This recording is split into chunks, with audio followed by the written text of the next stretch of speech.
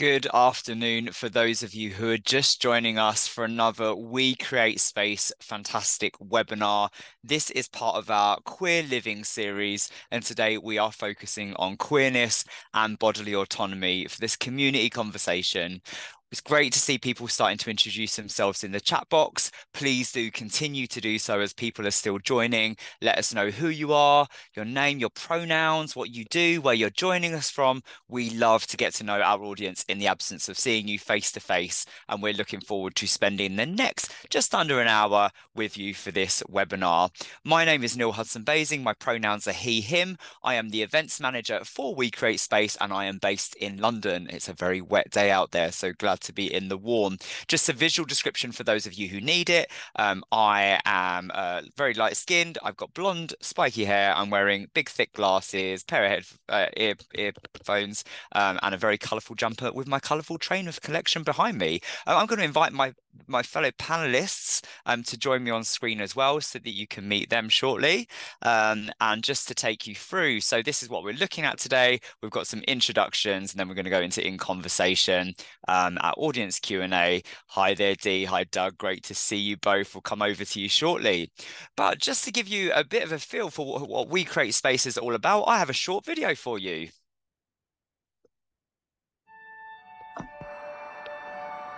Hi, my name is Michael, and I'm the founder of We Create Space.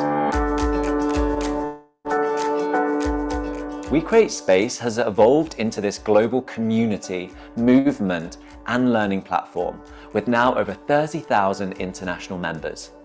Our DEI consultancy services more than 180 corporate clients, and we've trained over 100,000 employees on topics relating to diversity, equity, and inclusion.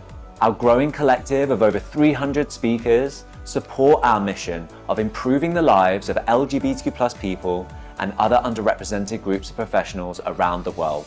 And as a social enterprise, we continuously invest our profits back into the communities we serve. We connect thousands of LGBTQ+ people and allies with free tools, knowledge, and a support network for personal growth, leadership development, allyship, and self-care. We do that through events, experiences, content and research, resources, and consultative work.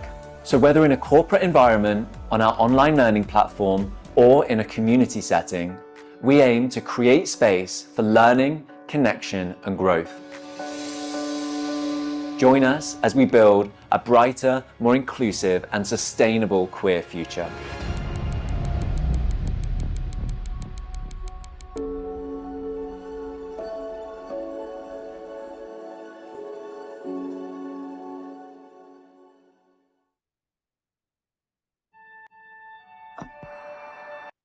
We absolutely love what we do, and if you do too, from the looks of that, we would love to work with you. Here's just a taster of our solutions and services that we work with people. We want to work with your workplace, and we can't deliver free community events like this unless we get corporate bookings. So if we can come in and support your workplace, we'd love to. Please get in touch. This is our Queer Living webinar series.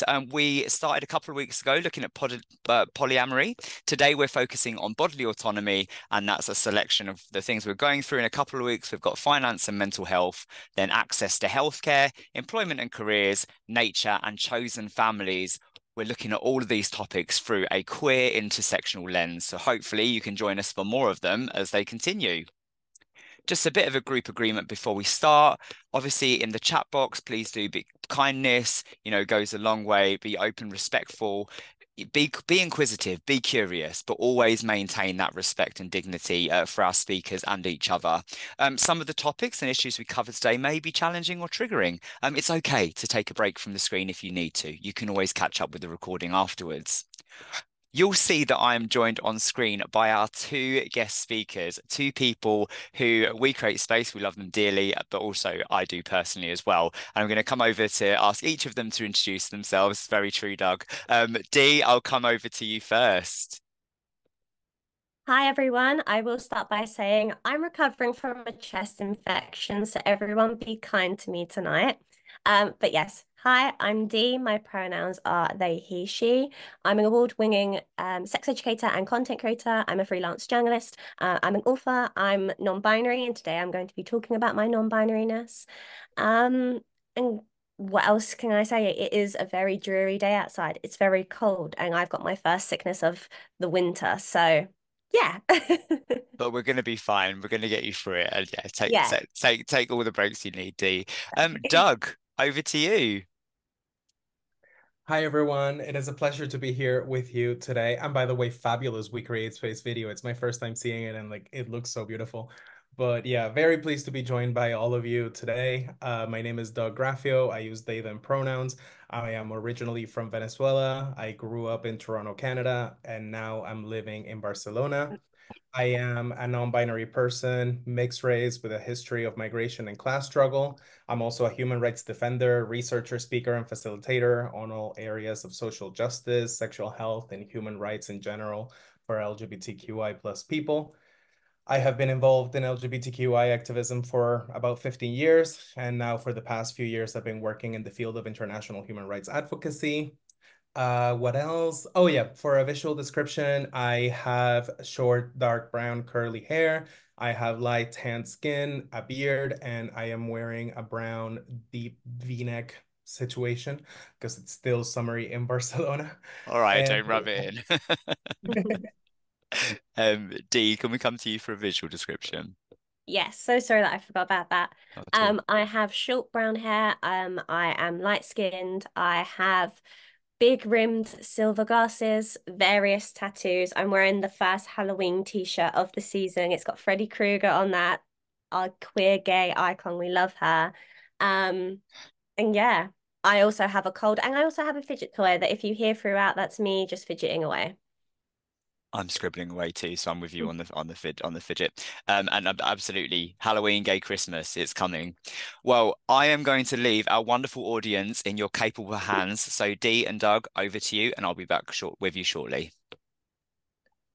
For sure. Thank you. So, hi everyone. Just before we get started with our conversation, we both want to offer some definitions to ground the conversation. As you know, the main topic of our conversation today we will be about bodily autonomy. And bodily autonomy refers at large as the right that we have to make decisions about our own body. And I would make it a bit more specific and say it's about our right to make informed and consensual decisions about our own bodies as well. In particular, we have seen in many years how the bodily autonomy of women and trans folks has been politicized and targeted through legislation, such as issues targeting abortion rights, gender transition, and access to gender affirming care. But I hope as well from today's conversation, we can offer some ways in which we can broaden this and understand how bodily autonomy is an issue that impacts many underserved and marginalized collectives and individuals worldwide beyond just thinking about sex and gender. I think it is also really essential that we have the final say on our decisions about our bodies. And, I think as a non-binary person, this is a constant struggle that we might feel, at least in my case. But Dee, I don't know, perhaps if you want to offer a definition of non-binary, how you feel about the term. Yeah, so non-binary has many meanings. I will say, depending on which non-binary person you will speak to, they will have their own meaning, their own connection with non-binariness. So even though that we do have a definition, please note that one person's way of identifying or expressing their non-binariness will not equal someone else's way of identifying or expressing their non-binariness. But to kind of summarize it for you, non-binary or genderqueer is an umbrella term for gender identities that are not solely male or female, or identities that exist outside of the gender binary entirely. So these are individuals that they don't align with their assigned sex at birth, but they also don't feel like they align with any or either sex or gender. So if you're like me, for example, I experience my gender in a very neutral way. My non-binariness is kind of everything and nothing at the same time. That's how I describe myself.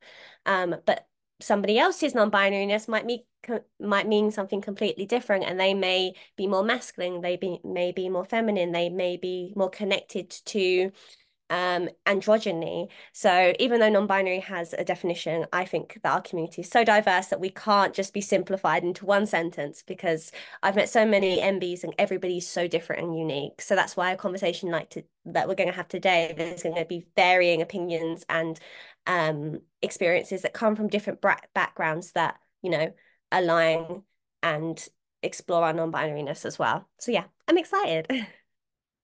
Perfect, me too. And before we jump into topics of legal recognition, I really wanted to add to something you were saying, which is seeing your non-binariness as everything and nothing at the same time, or something like that. I can't remember the words I Yeah. use, but same, me too, because some days I'm like full of genderfulness and gender identities, but then the other day I'm like, gender, I don't know her. I'm completely Mm-hmm. and I want nothing to do with the topic. And I think that's why it's important that we see non-binary perhaps not as its own thing, but a whole universe of Mm-hmm. experiences that are specific to all of us. Because I think if we see non-binary as one thing, we run the risk of creating norms and ideals about what non-binary should look like or act like.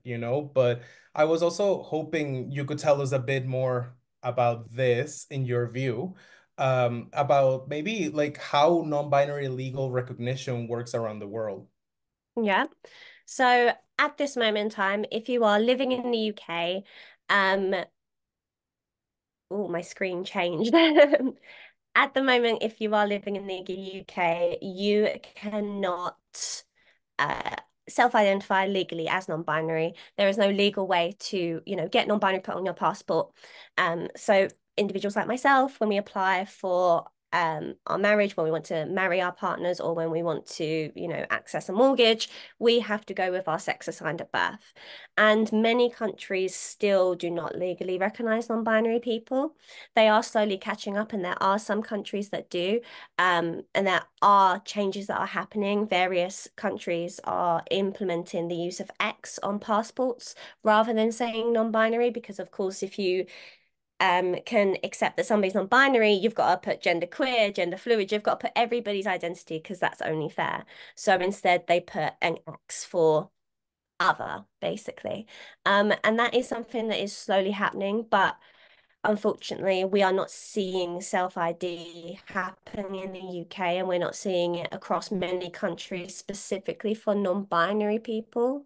Whereas trans self-ID and legal recognition for trans people, binary trans people, is more common and is more far spread across the country, across countries, sorry, across the world. Yeah, I can definitely see that. As I was saying, I work in the field of international human rights and we track these legal developments all over the world. And well, in the past 5-ish years, we have seen some countries offer options for gender recognition and self-determination beyond just male and female. It is really an uphill battle because it's only in a handful of contexts and jurisdictions where we really see that this is taking place. And non-binary people, we exist everywhere. Perhaps not all of us use or understand or identify with the idea of or term of non-binary per se, but we still embody and are identities that are beyond what is seen as male and female. So I think this is really Mhm. key as we continue to grow in this field, to understand that our understanding of gender must remain like expansive and boundless in that way. Mm-hmm. And also, when it comes to having legal recognition as a non-binary person, that protects us, that keeps us safe, because, you know, as somebody who looks at data in regards to assault, in regards to harassment and hate crimes, a lot of non-binary figures are skewed because legally non-binary people aren't recognized, so they may not be noted down as non-binary when it comes to a situation where that identity is very important and it plays a key role in maybe their care, their access to care, or maybe an attack or something that's happened.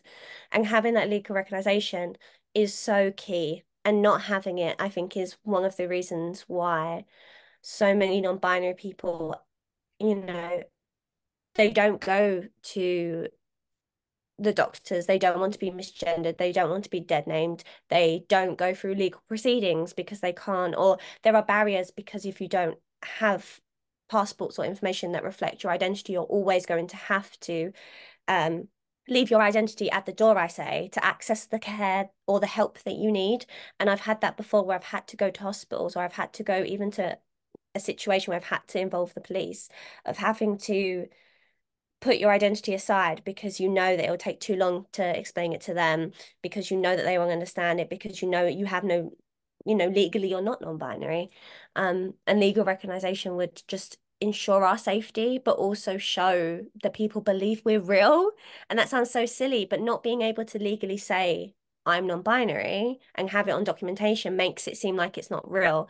And that further fuels hatred and non-binary phobia that we are seeing on the rise at the moment. Yeah, I would agree with that because I think looking back, like a lot, if not most of the experiences that I've had with violence and harassment in the streets have been because of my gender expression when I choose to present more feminine, which is also not something that non-binary people should do. But Mhm, my gender presentation is on a spectrum, sometimes I can look very traditionally masculine, whatever that means, but mhm, sometimes I do like to femme it up. And it's frustrating that a lot of my experiences with violence come from a gendered aspect, but they just get reduced to the fact that I was gay. And it's mhm, not because I was gay, it's because I was a femme presenting non-binary person in the street breaking the roles of masculinity. So I think if we broadened our understanding about that and we were able to discuss with like the authorities of the state in a manner that validated our gendered experiences could make some of these things way easier for many of us. mhm, But I also think that there is like a bit of room in where we can expand our conversation about bodily autonomy tied to this, because mhm, talking about the expectations that we put on non-binary folks, it gets really frustrating when people don't necessarily see me as non-binary. And it's not that mhm, I'm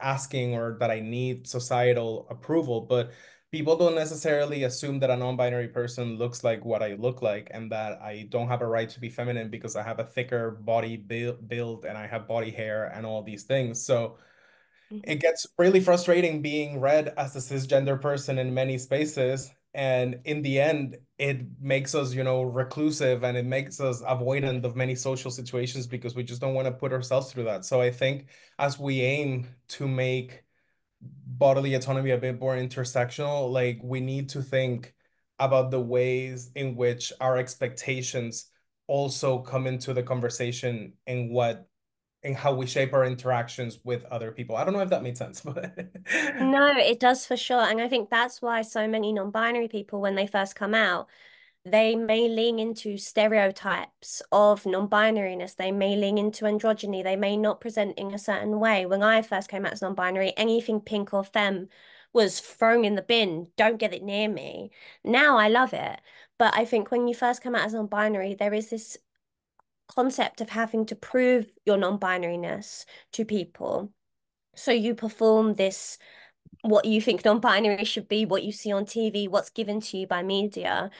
And in reality, non-binariness doesn't have a look, but you do that because you want to be seen, you want to be accepted. And slowly you begin to find your true self. And I've seen so many non-binary people go from strictly androgynous, shaved head, no makeup to just being themselves. And I think once you accept yourself, and you accept your identity, you're able to figure out what that means for you individually. And I think that plays on to how we view non-binariness as a whole and how we understand non-binariness amongst one another, but also how we can protect one another and be there for one another and fight for one another's rights. So, for example, if a non-binary person wants to undergo surgery, they should be allowed to. And just because I don't want to undergo a surgery doesn't mean that I'm any different from them. My non-binariness is still valid, even if I don't want to go on T, or if I don't want this, or if I do want that. And I think that's something that even non-binary people are still having to unlearn because society tells us you have to look a certain way to be non-binary because we've only just started to see non-binary being represented in media and on the screen. And it's mostly always white as well, and AFAB individuals. And I am so here for my AMAB non-binary folks who get no representation, none. really white, assigned female at birth, skinny, and with a traditional set of looks and gender expressions. Yeah.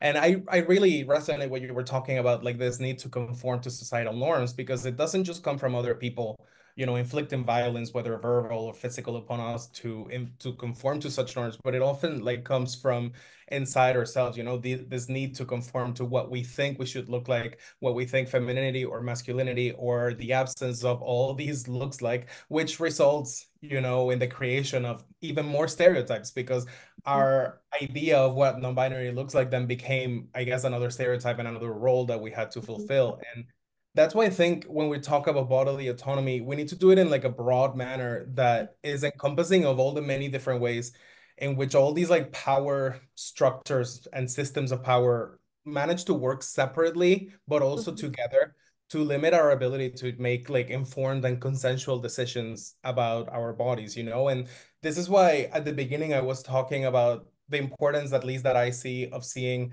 bodily autonomy as more than just something that affects women and trans people, which, Mhm. these issues are very valid in and on themselves. But I think we need to think a bit more in depth about how all these like power, like hierarchies and social norms affect what happens to our bodies, and like our lived experiences and our many like intersecting identities and positionalities in this world. And I think perhaps like to broaden the definition a bit more, and like, I'm perhaps going to be talking about like slightly triggering things, but what happened to many indigenous populations around the world who were forcibly and involuntarily sterilized by the state to, end that indigenous gene, I guess, in their such in their societies, and like all the different eugenicist practices that have been taking on like people and fetuses, specifically of people with disabilities. I'm thinking of, of the mass arrest of Black and brown individuals that happens all around the globe, depending on the context and how that limits one's ability to make decisions about their bodies. Mhm. And above all, like again, from my personal experience at work, I have learned a lot from the things that intersex people go through, because even though I'm not intersex myself, it was really eye-opening to see what a lot of people experience when it comes to harmful procedures in medical settings, and how many intersex people are subjected to non-consensual and unnecessary therapies and treatments by doctors and by society to change them. So that's why I think when we talk about bodily autonomy, we always need to center the conversation on the fact that we should be able to make informed and consensual decisions about what happens to our bodies, And if Mhm. that isn't happening, something is threatening our existence, and we need to respond to that. Mhm. And leaping off from that, which I believe will be going on to our next topic, is I think something that I really had to unlearn was those stereotypes of this is what non-binary is, this is what trans is. And I think it's so important to understand that everybody's way of defining, everyone's way of presenting will be different. My way of being femme may be somebody else's way of being masc, and that's completely valid and okay. And it's about accepting that everybody's transness or non-binariness or just their way of presenting or just their body type is unique to them, and how they want to explore it or present it or understand it is unique to them. And it's so important that we are there as a community for one another. But since coming out as non-binary and also using the term trans, and now not every non-binary person does use the term trans, but for myself, I do. I think both of those terms hold so much, like they're home to me. I feel like I'm coming home when I have those two labels. So I've used them for the last year. But since I've been using the term trans, I've faced hate from within the community when I've said, oh, maybe I don't want this surgery. Maybe I don't want to try this pronoun. Maybe I want to explore my transness in this way. And I think for some people, they can get into their heads of what trans is supposed to look like, what non-binary is supposed to look like, and therefore what their body should look like and what they should be allowed to do with their body. And for my personal experience, I don't want to go on testosterone, but I would love top surgery. But I've had so many people tell me that even then I'm not trans enough. And I think that plays into body autonomy as well, of allowing trans people to look however they want to look as a trans person, and the intersex person to look however they want to look, and their body should not be put into categories and defined in a way that they don't want to be defined in.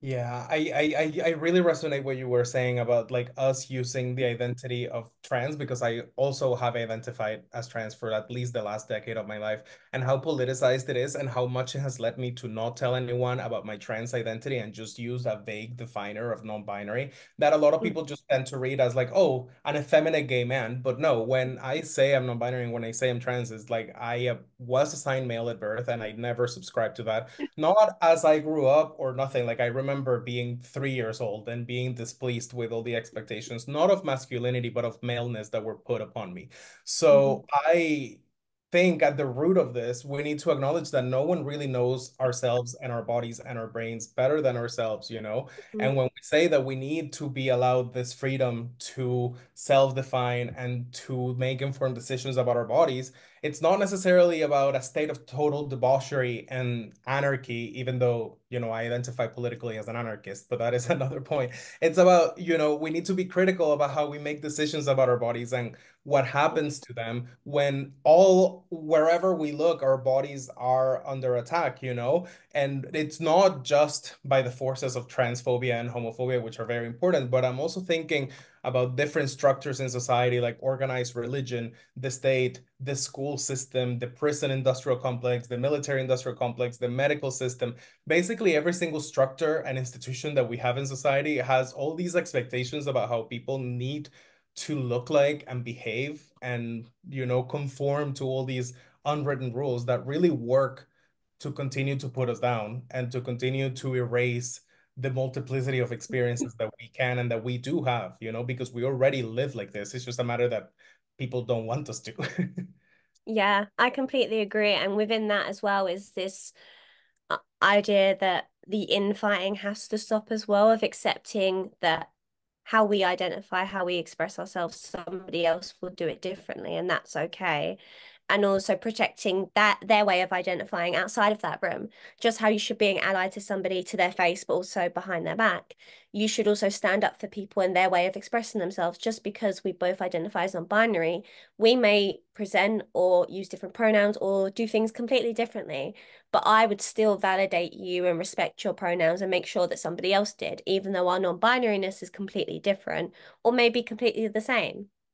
So I think that there's also a lot of infighting, and as non-binary people, it can feel like there is a distance between the community at times. And I have faced infighting from people telling me I'm not trans enough, telling me I'm not non-binary enough. And I think that is really damaging for young people who do want to come out as non-binary, people who do want to access gender affirming care, people who do want to come out, because they're being told that this is the one way they should look, this is the one way they should present by people who also identify as such. So it's so important that you're there for other people and their ways of expressing themselves. And, you know, as a sex educator, I learn something every day, and I'm okay when I unlearn something, when something is proven wrong or different to me, because that's the beauty of our community. We're always growing, we're always learning, we're learning about our history more now than ever. So, of course, we're going to uncover terms and words and labels that maybe were hidden for some time. We'll uncover our history, and we should be, you know, having discussions about how language has progressed, why we don't use certain words anymore, why certain words have changed their meanings, like bisexual, and how that is seen in society now. So we need to evolve together as well as people outside the community. Yeah, I think there is a lot of value and a lot of power in unlearning. And sometimes people might see it as a negative thing, but I actually think it's key if we want to ensure that we're constantly growing and learning and becoming better people, you know? And I say this because I have been involved in LGBTI activism since like 2008 when I still lived in Venezuela and like had no idea about the world and what it means like to be an adult, really. But as a result, I always thought that I knew everything that had to do with LGBTI rights and LGBTI communities. And I thought back then that I was a walking encyclopedia of LGBTI issues. And it wasn't, and again, to bring this up, until I started working closely with intersex communities and minding the fact that I'm not intersex, they still shared with me their struggles of trauma and medicalized violence and extreme disenfranchisement and marginalization, that I realized there was still much more for me to know. You know, I thought back then that the issues of intersex people were merely about legal recognition of being intersex or about third gender. And then through being close to their lived experiences, I learned that many intersex folks worldwide actually see that as a privilege because before we have the idea or the notion of who we are, a lot of intersex people get a lot of harmful experiences done to them in medical settings when they're still babies, you know, when they are hours old, days old. So how can we create spaces for our own self-identification when many in our communities and many worldwide are having their human rights threatened from the moment they are born, you know,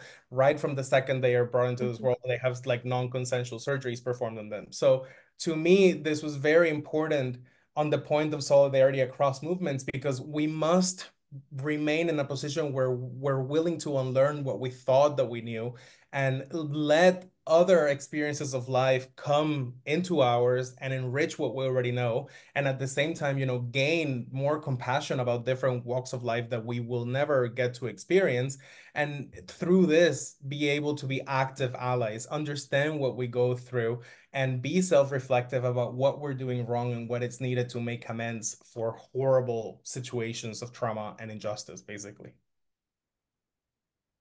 That was beautifully signed off. I don't think I can say anything on that. That was just like a little bow. It was perfect. Thank you. I appreciate that. I see that we have like questions galore in the Q&A, by the way, but I don't know whether this would be a good time to go through them. What do you think?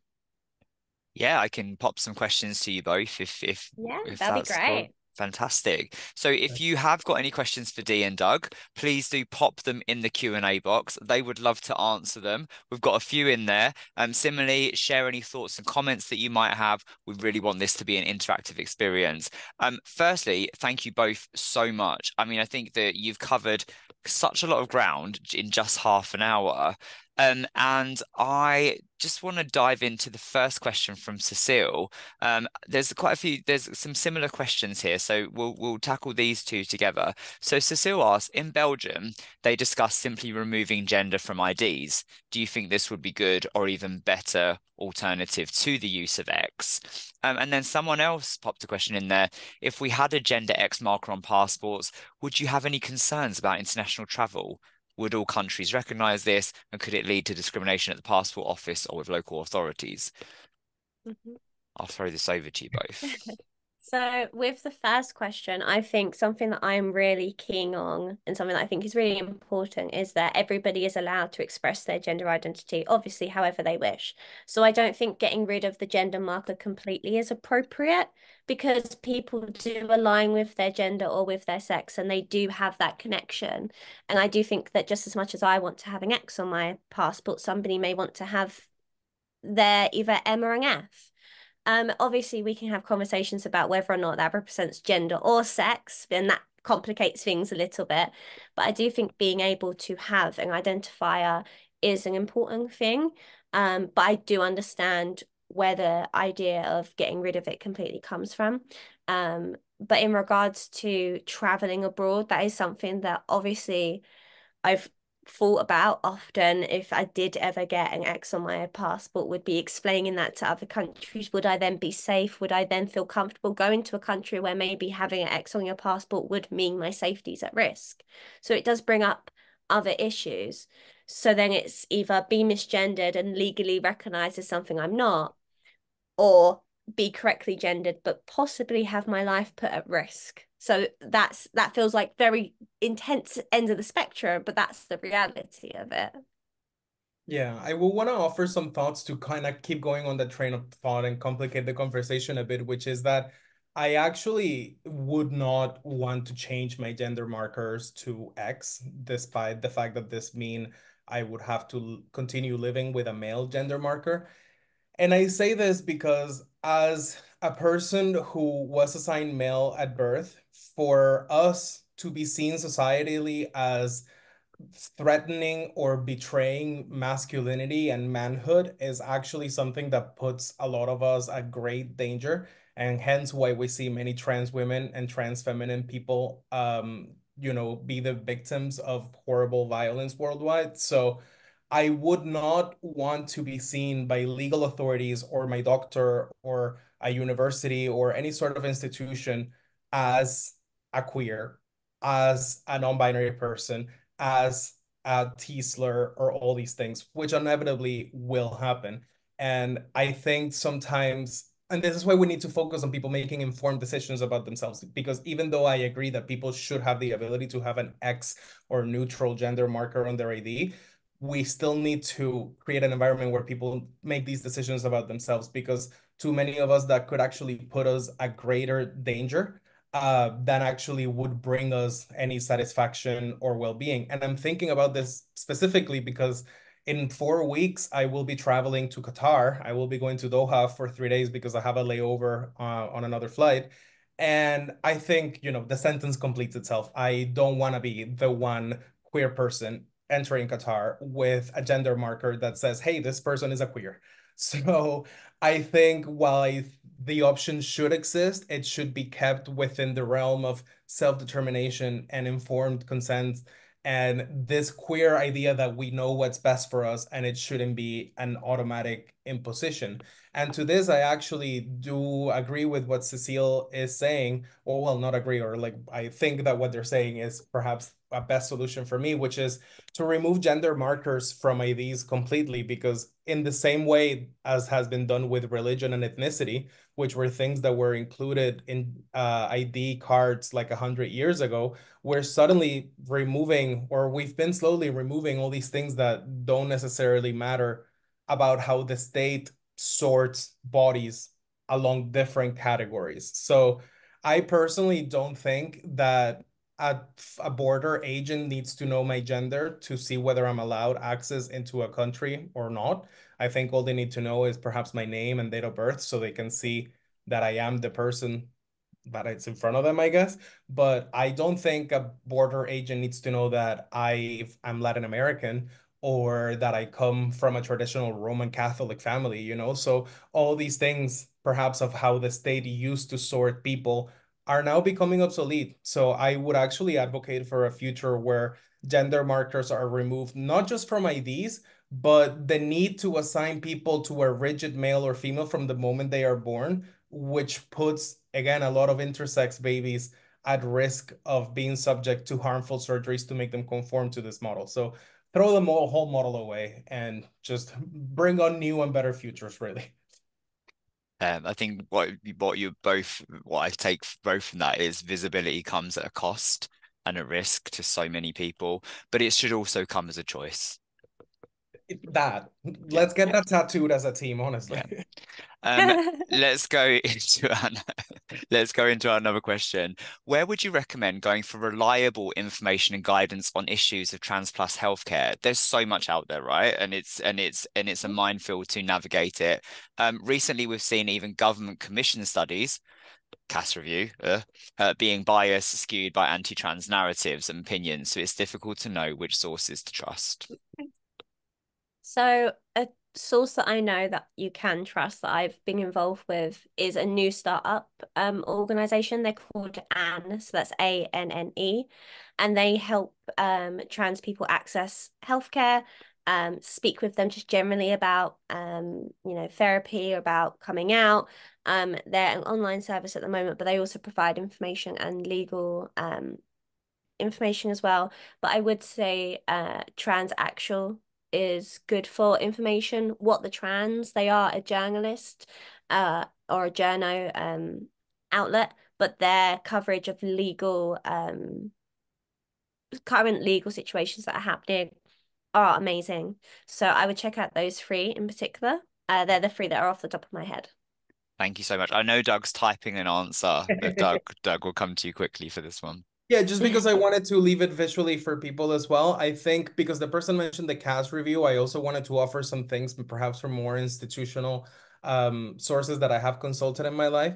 So I will say that a good option is always to look at the work that trans-led organizations are doing, not just LGBT organizations at large, but specifically those that work like by and for trans people, both binary and non-binary, and worldwide, such as, for example, GATE, which is Global Action for Trans Equality, APTN, which is the Asia Pacific Trans Network, Justice Trans in Canada. A lot of these organizations have released really good human rights level reports on trans inclusive and trans expansionist healthcare, which involves definitions of trans beyond just the binary. Because let's remember that the binary is also a Western construction. I cite here organizations that, for instance, the Asia Pacific Trans Network, Asia, and many different regions in Asia have centuries and millennia long histories of gender identities and roles beyond what the West considers male and female. So these conversations that we're having perhaps are completely illegible to many people worldwide, and it's important to keep that in mind as well.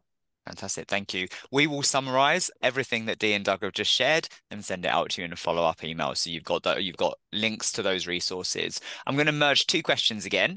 Lex says, was there anything in particular that made you stop feeling like you needed to perform being non-binary?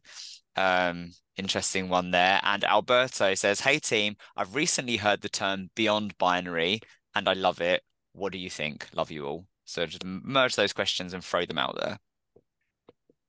Oh, Um, I think. I want to go with the first one, but just because very quickly I was thinking about it, that the pandemic had a huge impact on me feeling like I needed to stop performing being non-binary because all of a sudden like nothing mattered anymore, you know? So before that, I guess I really focused a lot on making sure I presented in ways that didn't conform to strict masculinity. I would wear makeup all the time and frilly things and shiny things and whatever people associate with like non-masculine ways of dressing. But I think when it was the pandemic, like when it still is really in many contexts around the world, nothing really mattered anymore. And I knew who I was, and a changing and chaotic world was not going to affect that really. So and also I guess the fatigue that came from that, I realized I was still gonna be myself, even if now I only wore sweatpants and stayed at home all day and no one ever saw me. You know, in the absence of me socializing with anyone else during the pandemic,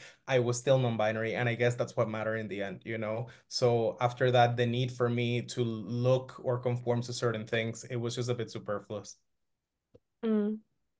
For me, I figured out that I was non-binary during the pandemic, but I again, I'd always known growing up that something just didn't feel right. It was always I want everything or nothing. I want to play with everyone, play with everything, or be everything or nothing. And I think for me, for a year or two after I came out, I really leaned into the stereotype of non-binariness because I just felt so invalid in myself. Both I had insecurities in myself, but also people around me wasn't supporting me at this time. So I just felt very much like I had to lean on it for some sort of validation that I was doing the right thing. But then it kind of over time, I started to realize that I have always been non-binary and I can track my non-binariness. And I spoke with a therapist about this, but I can track my non-binariness in a photo that is my absolute favorite. And it's me in a Disney Princess Belle dress, but I've got Timberland boots on and I'm full of mud. And for me, that just felt like the perfect representation of non-binariness. Like it was femme, it was masc, it was camp, it was drag, it was everything, it was wholesome. So I think learning that and teaching myself that I've been non-binary regardless of how I looked, regardless of how I presented, regardless of what stage of my transition I have been in, I've always been non-binary. I just found the word finally. I think understanding that allowed me to lean more into just dressing for me. And I started to actually enjoy waking up every day and getting dressed and thinking, oh, what day is it today? Is it more of a mask day that's making outfit? Whereas I used to dread waking up to get ready every day. Um, so yeah, for me, it was just accepting that I'm non-binary regardless, and now I just buy things and dress how I want and what makes me happy, regardless of what others perceive. Because regardless of how I present, someone will perceive me how they want to perceive me. So I'm just going to make sure that I'm happy at the end of the day because that's all that matters. Yeah. Yeah, And you people. Oh sorry, no, Doug, please. no, you have Oh, to. no, I was gonna say that people will categorize us and will Yeah. think things about us wherever way we can. So the least we can do is just dress for ourselves. And I don't want to take away from what you were gonna say, Neil, but I wanted to highlight what that you were saying, the about how you've always been non-binary because I feel that, and it doesn't mean that at age 3 I had a Tumblr account posting gender thoughts. but because a lot of people think that non-binary is just a product of the internet. But Yeah. I remember, being 4 years old in my Roman Catholic school in Caracas and having my teachers call my mom because I was only playing with girls. And I think that was the first moment I realized like there was something wrong with like escaping the rules of masculinity, and like I always knew Hmm. that I wasn't a part of that. And in that way, I also say that I was always non-binary, but it's because you always know that you're not part of these like norms and expectations, but it takes decades really to come up with a word that explains that. And I'm so happy that now people can enjoy that from very early on and don't have to wait, until the mid 2000s or whatever, for that to actually come into popular discourse, and people to be able to see themselves in that. Yeah. Thank you. Dee, I was just going to say, I love the way that you embed fashion and your non-binariness into the way you educate people about it. I think it's brilliant. You do it so well. Quick fire, the term beyond binary. Love it, not love it? I like it. I'm a big believer that, we create new definitions every day to suit us, and it's okay to micro label yourself. So if you want to use that, go for it, and I'll use it for you. Yeah. I personally, in a similar vein, also like it. And I like it because sometimes people tend to think that non-binary is it's one thing when it's Hmm. actually the ability of many different people with many different lived experiences to envision their identities and their experience in this world as being beyond the binary. So in that sense, I really much welcome that conversation that is not necessarily about a rejection of the binary, but thinking beyond that and not accepting that that is the one truth that exists and always being in opposition to it, but imagining this universe of multiple experiences, kind of. Hmm. Thank you.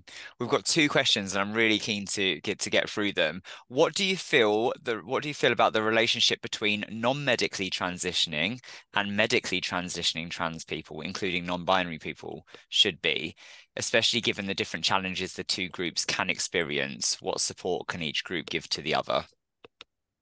I think it's so important to, as the question said, we are similar. We both identify as something other than the assigned sex we were given at birth, and maybe we want to more align our body to affirm our identity that we have always known that we are.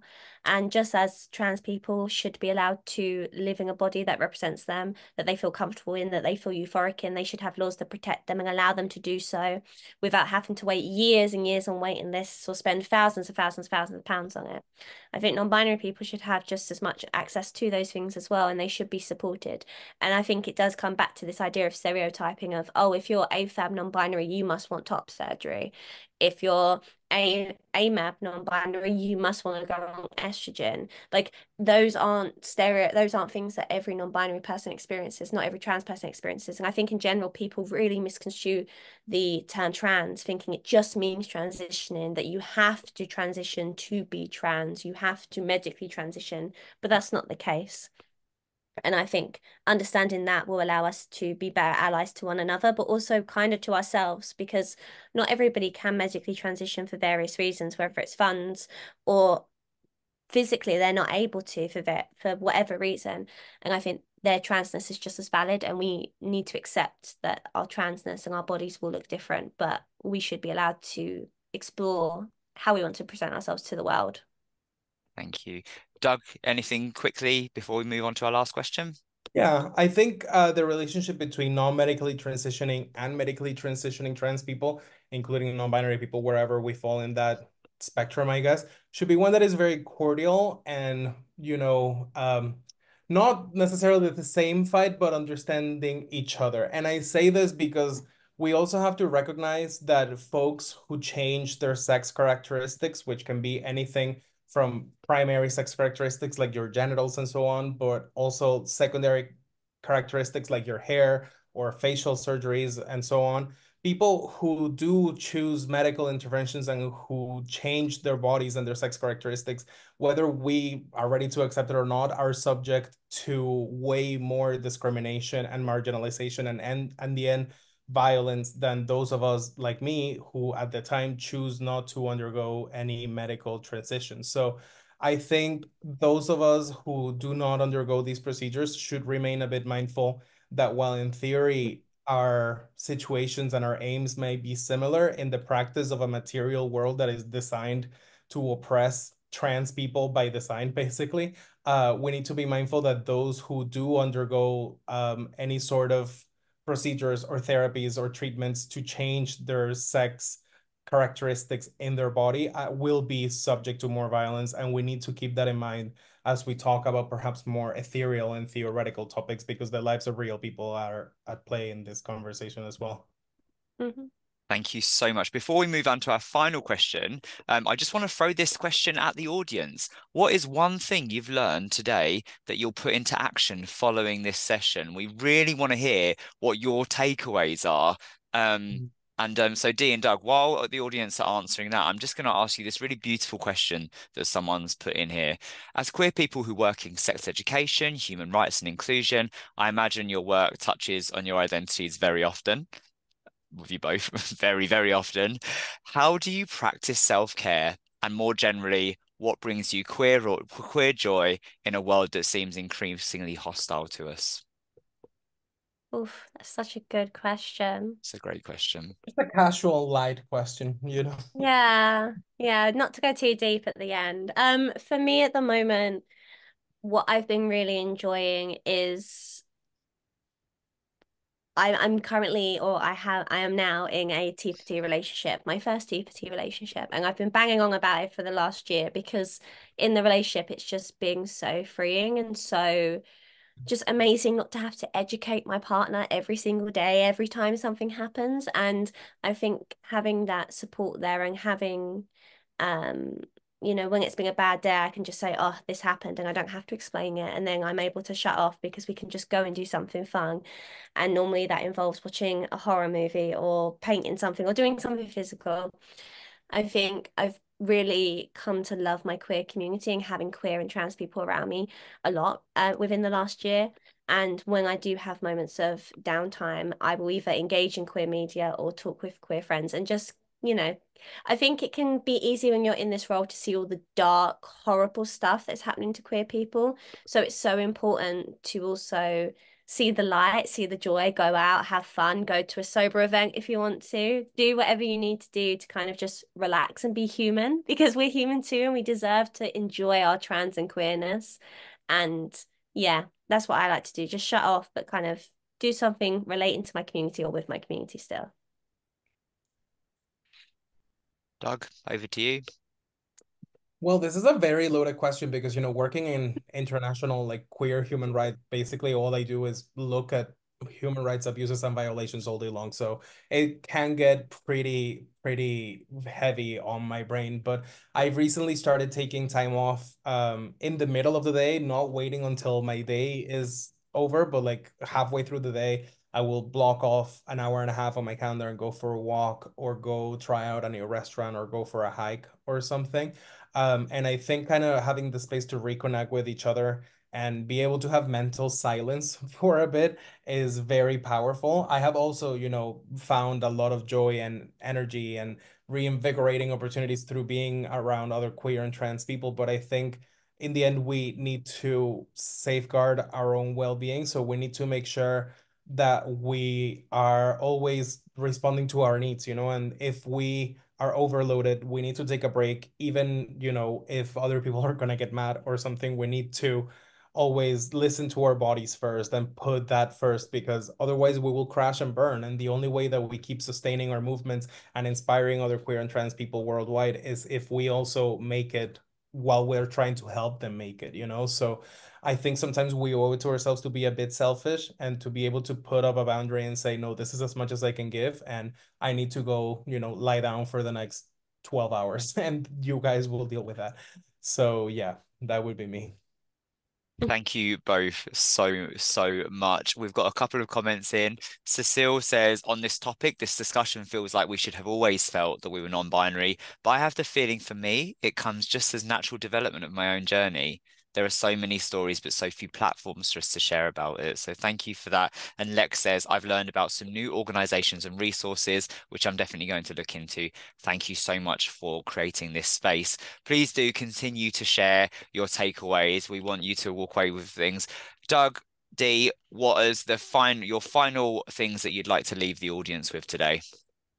Sure. So I think for everyone, I would like to encourage people to continue engaging in processes of learning and unlearning and of practicing active allyship and listening to the experiences of others and recognizing when our own privileges keep us away from the things that actually make people's lives very difficult. And that we understand that when we talk about bodily autonomy, we're talking about many ways in which we are being limited from achieving our full potential and living the lives that we know are right for us, and also understanding that our rights and our bodies and our lives are under attack right now worldwide wherever we look. We have always been, but it's in these present times that things are getting exponentially more worrying every day.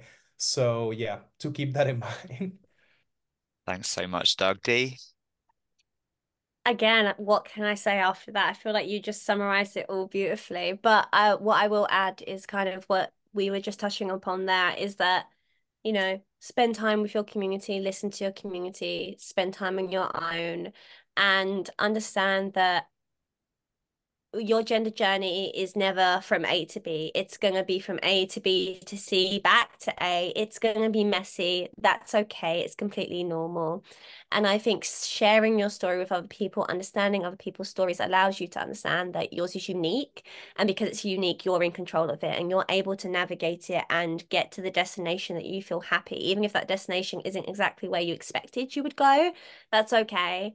And I think that understanding that means that we can be better allies for other people who may be part of the same community as us, but maybe just we're not on the same wavelength or we identify in a slightly different way. I think right now more than ever, we need our community with all of the atrocities that are happening. Please be safe and look after your queer siblings and check in with your queer siblings as well. Thank you so much both. We've just had a last comment and a great reminder how every individual's queer journey is multifaceted and personal and how important it is to always keep listening. Today I've learned about more organizations, but thank you for the support and signposting. Dee, Doug, it's been a pleasure spending this time with you. If you have joined today, you will receive an automatic Zoom feedback survey. Please do share your thoughts and experiences. It helps us continue to shape these events. And finally, thank you for holding space for each other. We love creating space for people to learn, connect, and grow. Please continue to, come to We Create Space events, queer speed networking, our queer living webinars. We love to see you here. And if we can work with your organization, please do get in touch. But Dee, Doug, you've been amazing. Lovely to spend this hour with you both. Thank you for sharing so openly and generously. Thank Thank you. It you. was It was fun. lovely. Thanks, Yeah. everyone. Take care.